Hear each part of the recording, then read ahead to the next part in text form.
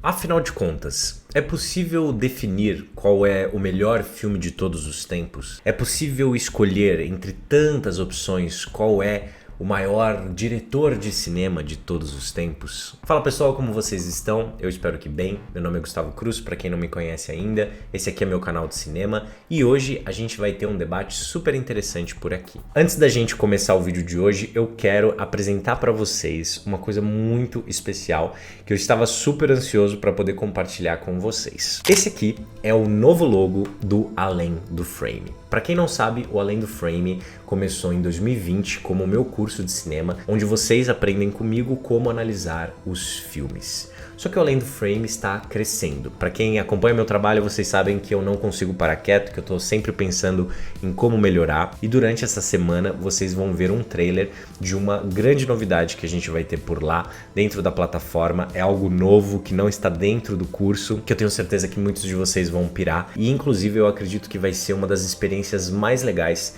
que eu já propus na minha vida para todo mundo que é fã de cinema, para todo mundo que é fã, inclusive, de um realizador incrível que eu vou falar aqui no vídeo de hoje. Então fiquem ligados, porque vai ser uma coisa super especial e, enfim, Natal tá chegando aí, vocês vão gostar muito. Mas bora pro vídeo. 2023 foi um ano especial. Foi um ano que marcou um encontro entre dois filmes completamente diferentes a priori, mas que acabaram gerando uma movimentação, um impacto nunca imaginado na história do cinema e que, na minha opinião, vem em um excelente momento. A gente precisava do grande sucesso que foi o encontro de filmes Barbie e Oppenheimer. Os dois filmes representam opostos, mas justamente por isso, justamente em sua combinação, acabaram criando um dos maiores fenômenos de marketing na história da divulgação cinematográfica. Barbie tinha o seu público muito bem definido e Oppenheimer também. Essa combinação dos dois acabou gerando um interesse muito maior, onde diversas pessoas acabaram indo assistir aos dois filmes nas salas de cinema.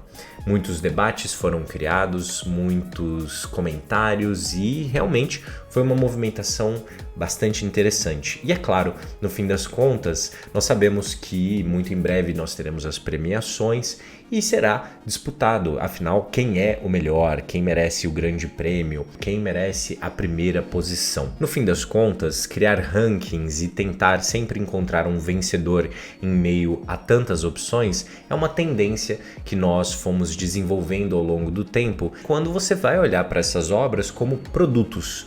Porque todas as premiações, os festivais, a partir do momento em que eles selecionam os seus indicados para só depois definirem quem é o grande vencedor, tem ali um propósito mercadológico que é muito claro.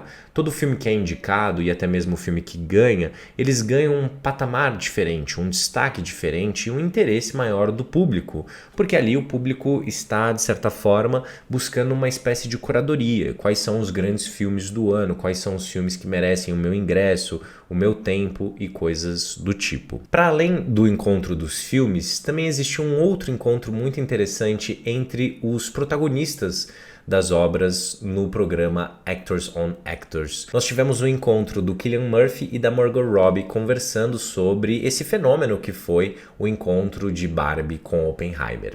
E um trecho muito interessante dessa conversa veio da Margot Robbie falando sobre o quão bizarra é a ideia de um algoritmo. Afinal de contas, como um algoritmo vai saber dizer qual é a melhor opção para aquela pessoa? Ela deu o exemplo da sua própria experiência, porque ela é uma pessoa que gosta de assistir filmes da década de 20 e de repente ela tá vendo ali uma série super atual ou até mesmo um reality show.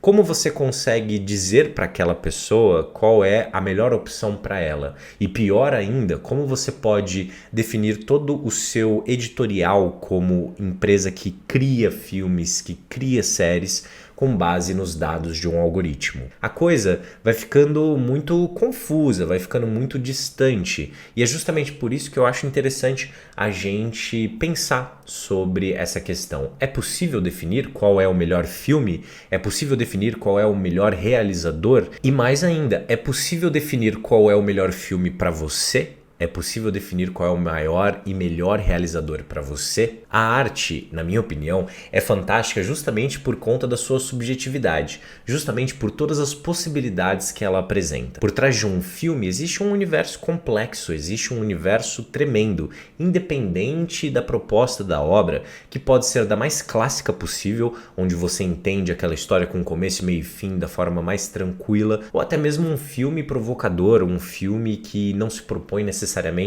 a seguir as regras mais tradicionais na arte de se contar histórias dentro do cinema. Todas essas obras, elas podem te tocar por diferentes motivos, em diferentes momentos da sua vida, e é justamente por isso que elas são tão interessantes. Nós vivemos em um ano muito específico e interessante para a história do cinema, onde nós tivemos diversas greves na meca hollywoodiana, onde existia ali uma ideia de que eles sabiam o que estavam fazendo, mas no fim das contas estavam caminhando a passos largos para uma espécie de abismo, onde o seu bem mais precioso, que são os artistas, ou como gostam de dizer dentro desse mercado, os talentos, estavam sendo sucateados de uma forma bastante irracional, colocando os ganhos em primeiro lugar, sem pensar nas consequências que isso teria para a vida daquelas pessoas e também para o tipo de material que está sendo realizado. Uma das coisas mais interessantes que a arte proporciona para a gente, o cinema em si, é justamente todas essas possibilidades que estavam sendo cada vez mais fechadas. A ideia da melhor opção para você, a ideia de criar uma curadoria que se baseia nas coisas que você assistiu, que você curtiu em determinado momento ou então que você não pausou durante a experiência, é profundamente perigosa. Esse ano aqui no canal eu fiz uma cobertura sobre a lista da Sight and Sound, que é uma lista que sai a cada década mostrando quais são os melhores filmes na opinião da crítica e também dos realizadores. São duas listas separadas.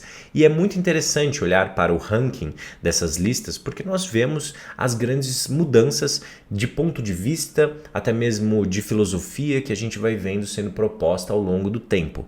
Quando eu falo sobre a lista da crítica, você percebe uma movimentação muito clara de desafiar um pouco as tendências do passado, de colocar, por exemplo, na primeira posição, pela primeira vez na história dessa lista toda, que acontece já há muitas décadas, uma diretora, a Chantal Akerman, no filme Jeanne Dielman, que é um filme que desafia a própria narrativa clássica.